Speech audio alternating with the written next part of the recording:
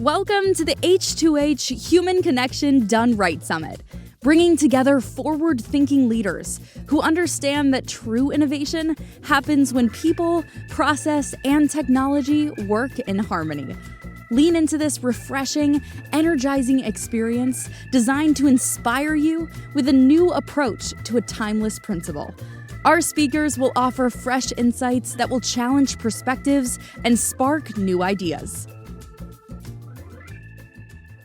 Well, welcome everybody. My name is David Bush and I'm the owner of BDR.ai. And today I get a chance to talk to you about an extraordinary conversation, which is the 6 questions that create extraordinary conversations. So I have a couple quick questions for you as you begin to settle into this concept about creating extraordinary questions. Is first and foremost, do you know the definition of the word extraordinary? Now, I think that most of you probably know that it's extraordinary, right? It's just very simple that way. But the actual definition in Merriam-Webster's dictionary is there's 2 definitions. The first one is to go above and beyond what's usual, regular, and customary. The second definition is exceptional to a very marked extent. And I think that when people think about the word extraordinary, they're oftentimes thinking about this second definition. But it's the first definition that I really want to challenge you to embrace today. And that is to go above and beyond what's usual, regular, and customary. The things that I share with you today might be something that might challenge you a little bit. It may make you feel a little guilty. It may make you feel maybe a little embarrassed, or maybe it might just be something that's a great reminder and an awakening to you. But regardless of how you feel, my ultimate goal is to challenge you, to encourage you, to awaken you to the concept of asking better questions. When you're conversing with people that are meaningful to you, whether they're coworkers, whether they're prospective clients, current clients, team members, authority figures, being a person that asks extraordinary questions oftentimes becomes a person that becomes very interesting. They become somebody that people want to have more conversations with, and they attract more opportunities in the marketplace. Whether you're in a sales role, or whether you're in an internal sales enablement or a corporate role, and you're building relationships internally to climb the corporate ladder, or whether you're just building better relationships with your kids or with your neighbors and friends and family members, learning to ask better questions and listening to their answers so that you can ask better follow-up questions is a skill that will be something that will pay you huge dividends over your lifetime. So the first question I have for you is that if I was to interview, or if I was to take a video camera and I was to record you in the conversations that you've had in the last 30 days, and just consider all conversations. Don't just think about conversations with clients or prospects or team members. Just think about all conversations. If I was to go out there and watch a videotape or listen to a recording or read the transcripts of all those conversations, what percentage of those conversations would you be talking? And what percentage would be the other person in that one-on-one conversation, and how much they would be talking? I think that many of us can fall prey to either not talking enough or talking too much. We oftentimes don't have a good, healthy balance. And through research, I found that 45% of your conversation should be you talking.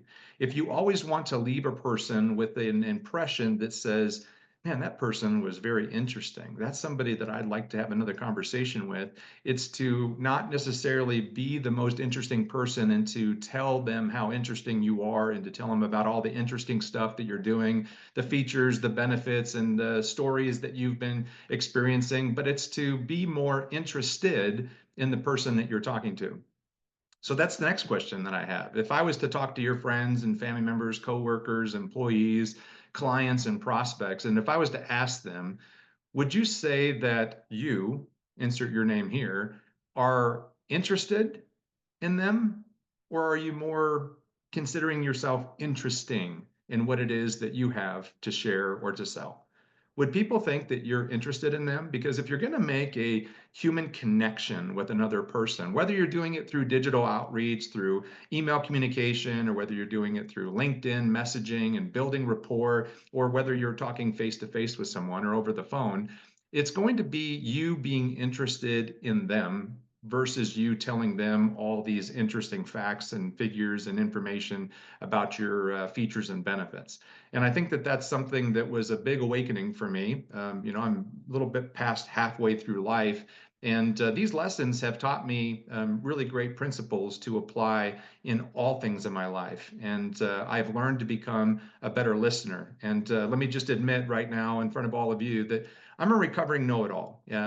I spend a lot of time studying principles and processes to become somebody that's very self-aware, somebody that knows a lot about or a little about a lot of things. And so I can oftentimes bring in information about things, and I can give more information than I can ask questions. And so it's been a learning curve for me. And I hope that maybe you're in that same position where you're open to change, you're open to thinking about how you can ask questions skillfully and listen carefully. If you're taking notes, jot that down because that's a jotter downer. It's something I learned from Brian Tracy. And if you're not taking notes, write this down. Write down, ask questions skillfully and listen carefully. The better you ask questions in a more skillful way, being open-ended questions versus closed-ended questions that prompt a deeper conversation or a deeper answer to the question that you're answering or you're asking, is going to lead you to extraordinary conversations. You're going to find and discover things about people that are going to help you to build more rapport. You're going to build a better human connection. You're going to have a conversation that's worth remembering. As I've learned to improve upon the skills of asking better questions and listening to their answers, listening carefully to their answers, I found that people will oftentimes bring back a memory of a conversation that we had that I asked them a question. And it may have just been over a Zoom meeting. It may have been, I had one conversation with a gal that just recently brought this up to me, and it was 5 years later.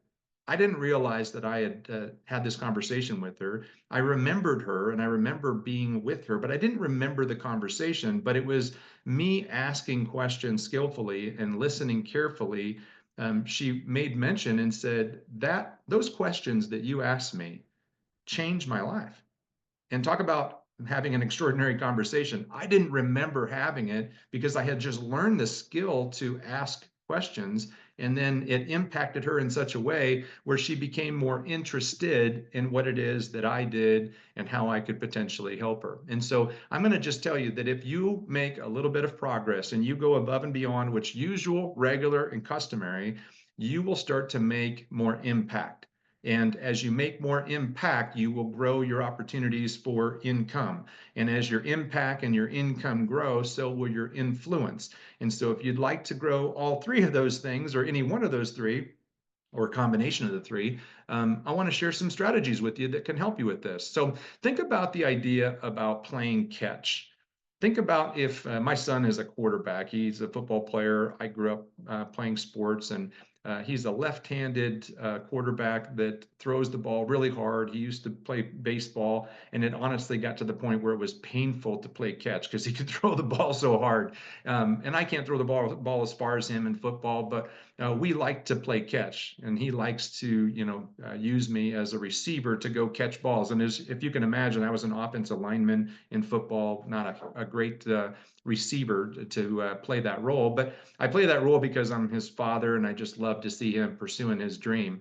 But think about the idea if you were playing catch, and if all you did was throw the ball to the other person and they never threw the ball back, you probably wouldn't call it catch. You'd probably call it target practice, right? So think about some of the conversations that you have had with your children, if you have any, or if you have a spouse. Think about the conversations that you have there. What about your coworkers?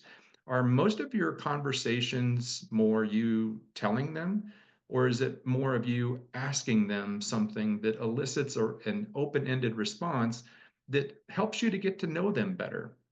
Helps you to develop more rapport, helps you to maybe discover something that they're struggling with, or to help them to discover something that maybe they're good at or that they're interested in.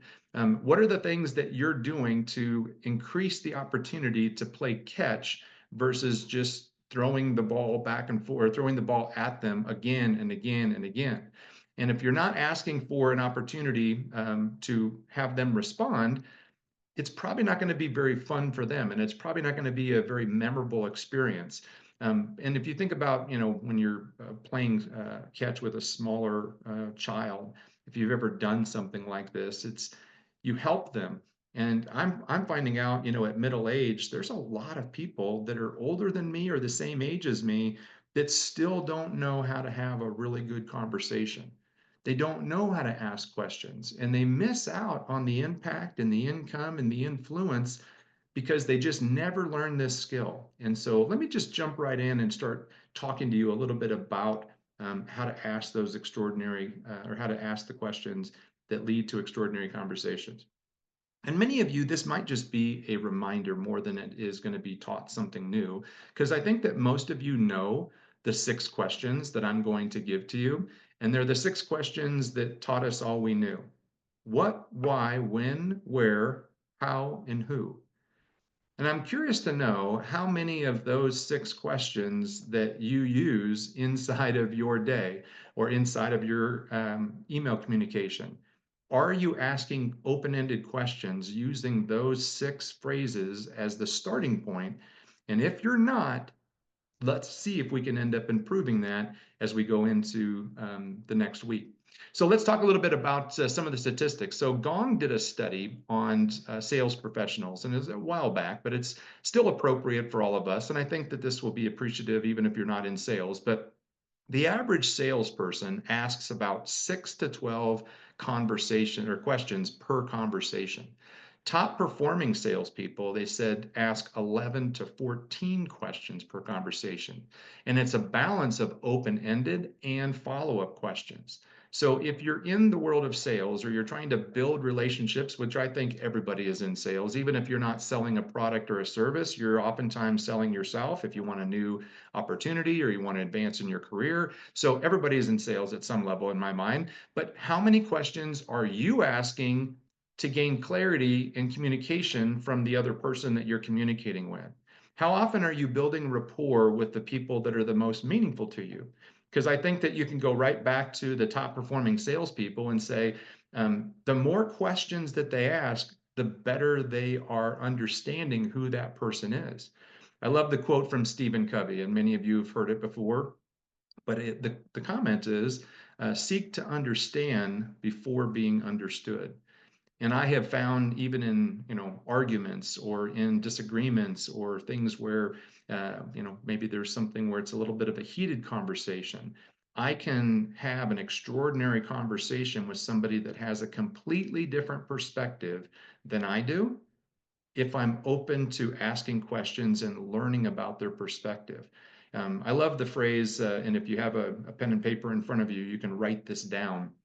This is another jotter downer, and I'll give it to you twice. I'm going to give you the phrase twice, and I just want you to write it down. If you're driving, pull over, but if you're not driving, write this down. So the phrase is, and I'll give it to you letter by letter. It's OPPORTUNITYWHERE.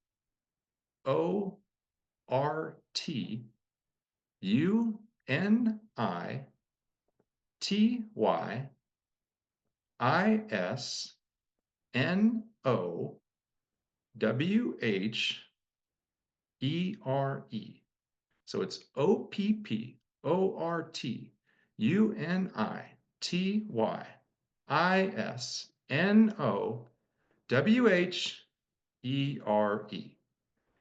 And if you look at that phrase and you read it out loud, you'll come up with what it actually says. It's a phrase that's kind of crunched together with letters.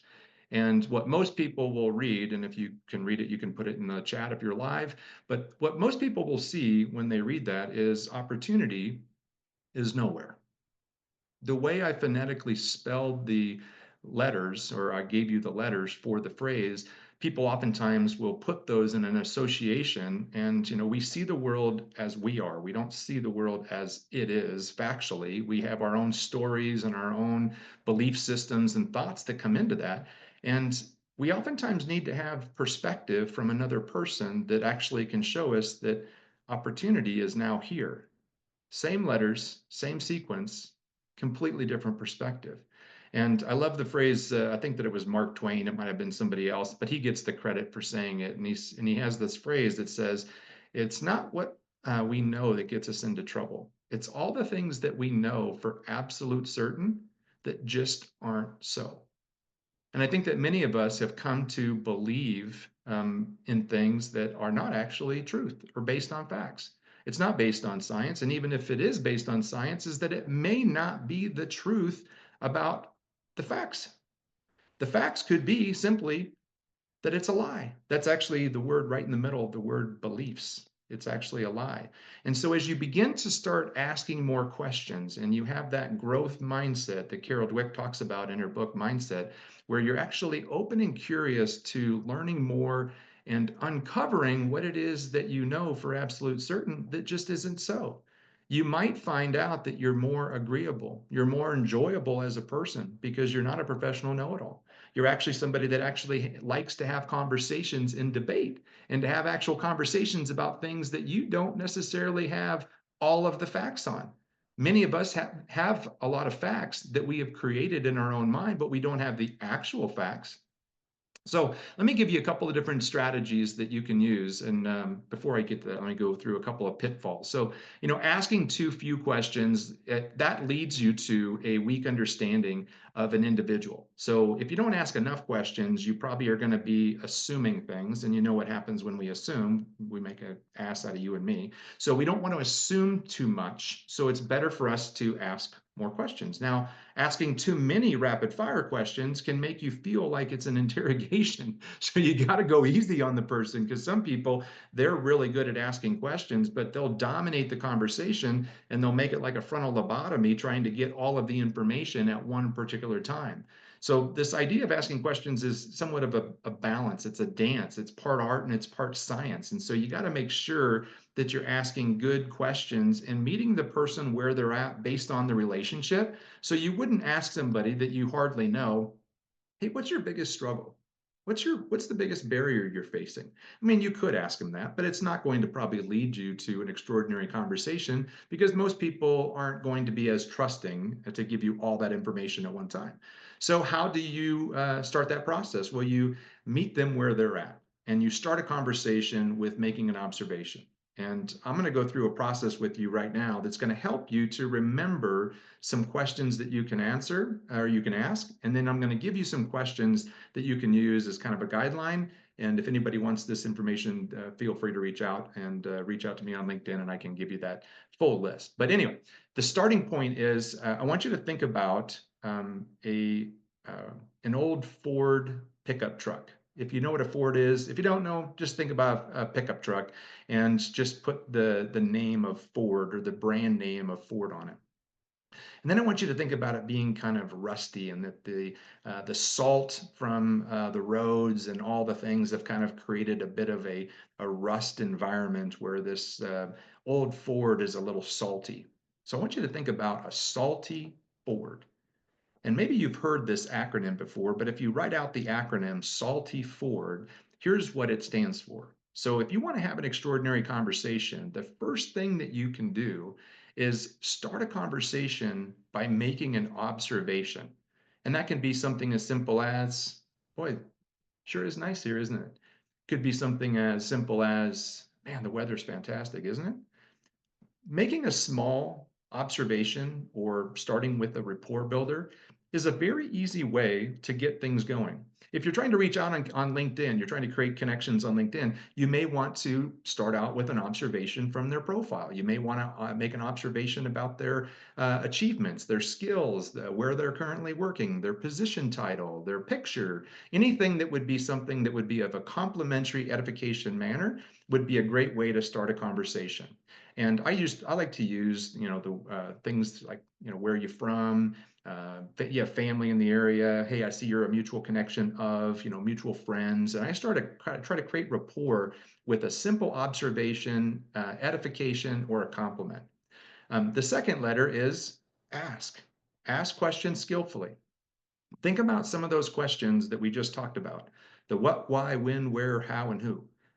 What question is the question that's the most appropriate for that conversation? And it's good to have a good place to start. I like to use the FORD acronym. So, family, friends, where you from. That's a good place to kind of begin the conversation. And then I move to the O in FORD, which is the occupation, trying to find out a little bit about their background, their history, what connected them, why'd they choose to get into what they got into. And I get them talking about something that's meaningful to them. If they hate their career, I ask them a little bit more about that.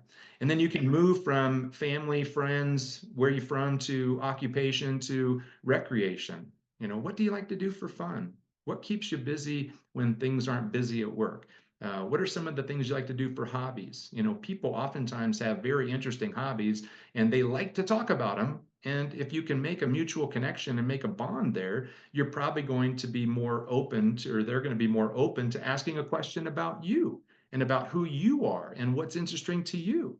And then the T, so we got start a conversation, ask questions, and the questions can be family, friends, where you're from, occupation, recreation, what do you like to do for fun, what hobbies do you have, what dreams do you have, what goals do you have, what are some of the things that you're working on, what projects are you working on. That's the D in the dreams. And if you can use that FORD acronym as a guide, it's a great place to keep you in a conversation that's constantly got one more thing that you can be asking that doesn't take a lot of thought, and you can be listening to their answers. And every time you get an answer, you can say, tell me more about that. Why did you choose to do that? Where did you get your start? Where did you find your passion for that? And by having those simple follow-up questions, you can become more interested in them and they'll think that you're more interesting. So, Salty Ford, start a conversation, ask questions, listen carefully, or read carefully if you're using digital outreach and digital communication. So make sure you're reading their responses and asking follow-up questions. And then as you follow that process, you'll get a chance to get to the T in Salty, and that is to tell them a story. Tell them about something that you're interested in. Tell them something about a client that you've recently helped. Tell them about something that you're trying to accomplish. And the why in Salty is really getting back to why you want to do what you want to do, or what's unique about you to make you more memorable. And if you open up the conversation with the Salty acronym and you use the FORD acronym as a basis for asking those questions, you can find more extraordinary conversations. So as I wrap up here today, I hope that you're getting some takeaways, some aha moments, some jotter downers to kind of keep you moving through things. And maybe it's just the opportunity is now here is something that you're really kind of catching. But as I wrap up, I want you to think about a really good structured conversation usually has a couple of rapport building questions. 2 or 3 is a good start, like an icebreaker question that's not too deep. And then a couple of discovery questions, finding out what's an interest of theirs, what's a pain point, what's a goal, decision-making decision dates, or upcoming projects that they're working on. And then asking a couple follow-up questions and addressing some challenges or concerns or issues or things that might be something that you could end up helping them with. And if you can uncover some problems and pain points or challenges, you have a better chance of delivering a solution. And then the final couple of questions is giving that next step or that pathway forward. So if you're building a conversation that's creating an extraordinary connection, moving it to the next step and having an opportunity to follow through and follow up so that you are moving a person from wherever they are to wherever you would like them to be if they're a good profile candidate.